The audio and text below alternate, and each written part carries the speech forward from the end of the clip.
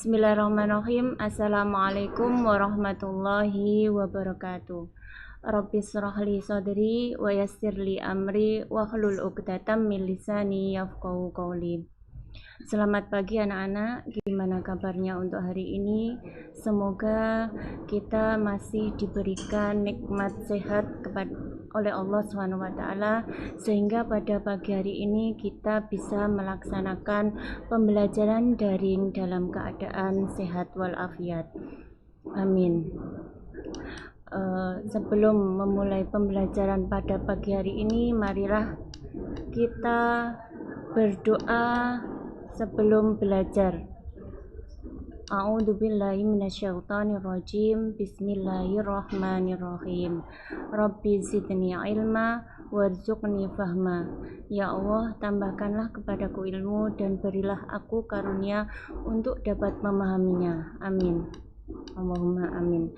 Pada kesempatan kali ini saya akan meneruskan kemarin yang sudah dijelaskan oleh Bu Ferry dengan kompetensi dasar yang sama, yakni yang pertama, meyakini bahwa agama mengajarkan toleransi, kerukunan, dan menghindarkan diri dari tindak kekerasan.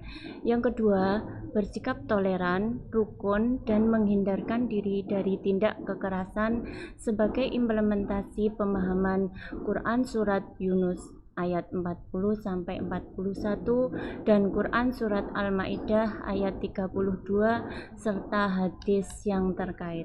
Yang ketiga, menganalisis makna Quran Surat Yunus ayat 40-41 dan Quran Surat Al-Ma'idah ayat 32 serta hadis tentang toleransi, rukun, dan menghindarkan diri dari tindak kekerasan. Yang keempat, membaca Quran Surat Yunus ayat 40-41 dan Quran Surat Al-Ma'idah ayat 32 sesuai dengan kaidah tajwid dan makhorijul huruf. Dan yang terakhir, yakni mendemonstrasikan hafalan Quran Surat Yunus ayat 40-41 dan Quran Surat Al-Ma'idah ayat 32 dengan fasih dan lancar. Dan yang terakhir adalah mempresentasikan perintah, toleransi, dan kerukunan sesuai pesan Quran Surat Yunus ayat 40-41 dan menghindarkan diri dari tindak kekerasan sesuai pesan Quran Surat Al-Ma'idah ayat 32. Pada bab 7 kali ini kita akan membahas tentang melatih sikap toleransi dan menghindarkan diri dari tindak kekerasan. Pada bab kali ini ada 2 poin yang harus kita pelajari, yakni yang pertama toleransi, yang kedua adalah menghindarkan diri dari tindak kekerasan. Ya, sebelum kita melanjutkan pembelajaran pada pagi hari ini, saya akan menjelaskan tentang dalilnya.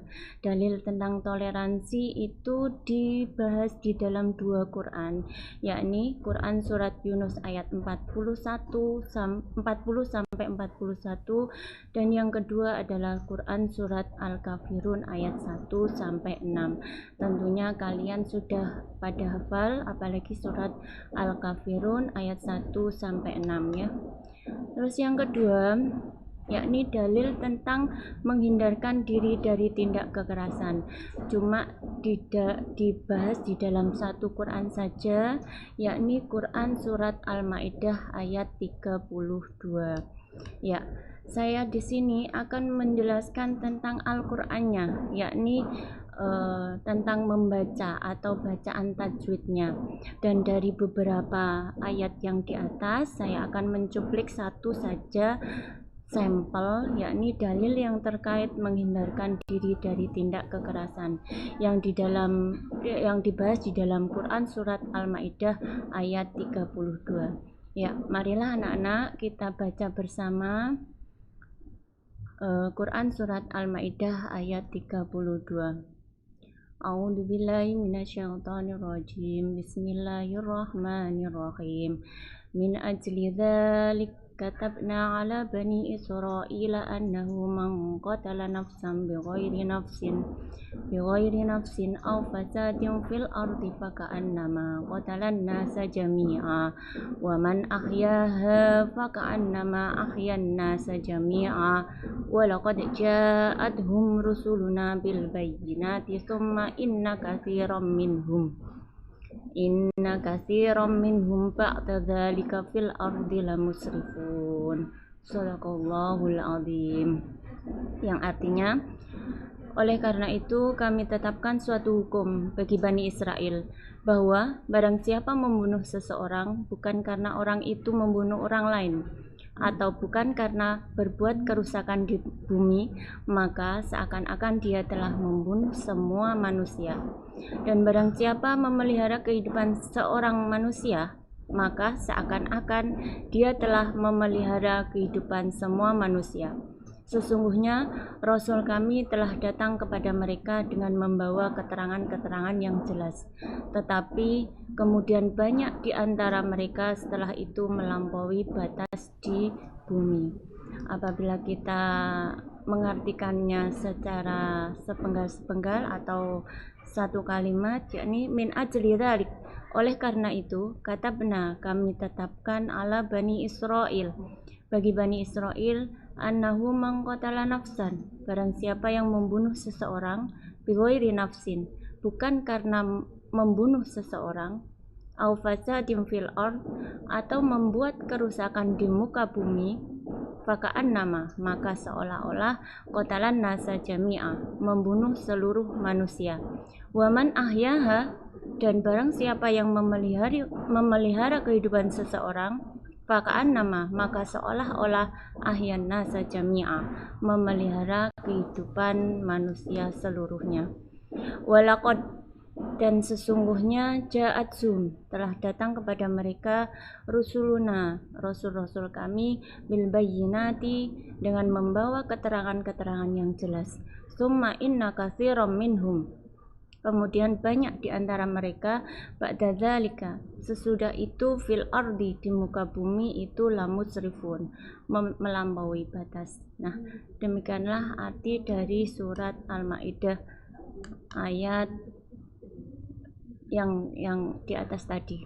Ya, sebelumnya saya akan membahas tentang bacaan tajwidnya dari surat Al-Maidah tersebut. Saya akan mengambil sampel saja dari beberapa, yakni yang pertama adalah min ajli. Min ajli, bacaannya adalah qalqalah sughra. Kenapa? Karena ada huruf jim dibaca sukun di tengah kata. Ya. Yang kedua adalah mangqotala. Mangqotala bacaannya adalah ikhfa karena ada nun mati bertemu dengan huruf qaf. Terus yang ketiga adalah nafsam bighairi. Nafsam bighairi, itu bacaannya adalah iklab karena ada tanwin bertemu dengan huruf ba. Yang selanjutnya adalah fil ardi, yakni alif lam qamariyah, karena ada huruf al atau alif lam berhadapan dengan huruf alif atau huruf qamariyah. Wa man ahyaha, bacaannya adalah idhar atau jelas karena ada huruf nun sukun bertemu dengan alif. Yang terakhir adalah ja'athum rusuluna. Ja'athum rusuluna, bacaannya adalah idhar syafawi karena ada mim mati bertemu dengan huruf ra. Demikianlah adalah contoh bacaan yang ada di dalam surat Al-Maidah, dan kali ini saya akan membahas tentang melanjutkan tajwid yang kemarin sudah saya jelaskan. Untuk yang semester pertama kemarin sudah saya jelaskan hukum mim mati atau tanwin, hukum nun mati atau tanwin, hukum mim mati, dan hukum atau huruf mad tabi'i. Yang sekarang adalah yang saya bahas qalqalah. Ya, qalqalah itu artinya adalah memantulkan. Hurufnya ada 5, yakni ba, jim, dal, to. sama qaf, atau kalau disingkat biar mudah dihafal adalah baju di toko. Jadi kalau ada baju di toko itu adalah huruf qalqalah, ba, jim, dal, to, qaf. Sedangkan qalqalah itu dibagi menjadi dua, yakni qalqalah sughra dan qalqalah kubra. Qalqalah sughra yaitu atau qalqalah kecil, yaitu jika ada huruf qalqalah bersukun asli terletak di tengah kata. Contohnya adalah min ajli. Ya, ajli itu jimnya adalah huruf qalqalah terletak di tengah kata. Terus yang kedua adalah qalqalah kubra atau qalqalah besar, yakni jika ada huruf qalqalah dimatikan karena diwakafkan, karena terletak di akhir bacaan. Contohnya tab wa tab, tabbat yada abi lahabi wa tab. Ya, itu adalah huruf qalqalah yang disukunkan karena terletak di akhir bacaan. Demikianlah perbedaan antara qalqalah sughra dan qalqalah kubra. Ya. Selanjutnya yang akan saya bahas kali ini adalah alif lam atau al. Al ini dibagi menjadi dua, yakni yang disebut al syamsiyah dan al qamariyah. Al syamsiyah ini hurufnya adalah ta, sa, dal, zal, ro, za, sin, shin, sod, dot, to, do, lam, nun. Jadi kalau ada huruf al bertemu dengan salah satu huruf syamsiyah ini dibaca atau dikatakan sebagai al syamsiyah. Contohnya adalah ar-rahman atau an-nas dan lain sebagainya. Terus yang kedua adalah al-qamariyah.